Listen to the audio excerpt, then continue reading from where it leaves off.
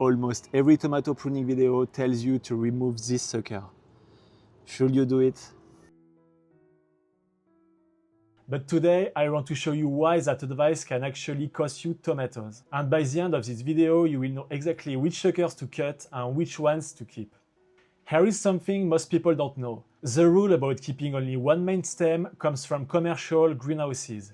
It was never really made for a backyard or a balcony garden. So if you follow that rule without thinking, you are throwing away tomatoes you could have had. And here is why. On indeterminate varieties, the kinds that keep growing all summer long like mine, a strong sucker doesn't just take energy from the plant. It actually grows into a new branch. And that new branch makes its own flowers. And also its own fruit. So when you cut it off automatically, you are cutting off a whole new harvest before it even started. And since I stopped forcing my plant to grow on just one stem, I have noticed three big changes. First, more leaves means more energy for the plant. Because leaves work like solar panels.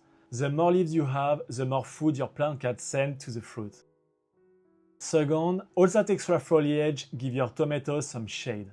That means fewer cracked fruits and fewer sunburned spots in the middle of summer. And third, every time you cut your plant, you leave an open wound. The less you cut, the less stress your plant feels. And also the lower the risk of disease getting in. So here is exactly what I do on my own balcony. I only clean the bottom 30 centimeters of the plant. That means no leaves and no suckers down there. This keeps the air moving and stops anything from touching the wet soil, which is the really one rule that matters for keeping disease away. But just above that point, I look for one or two strong suckers, and I let them grow.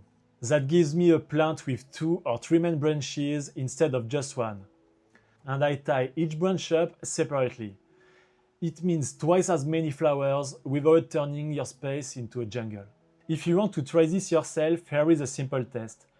Prune half of your plants the classic way, with just one stem. Then let the other half keep 2 or 3 branches. And at the end of summer, compare how much you harvested from each. Now let me know in the comments which side you choose. And if this video helps you, subscribe, because I post a new video every week. See you in the next one.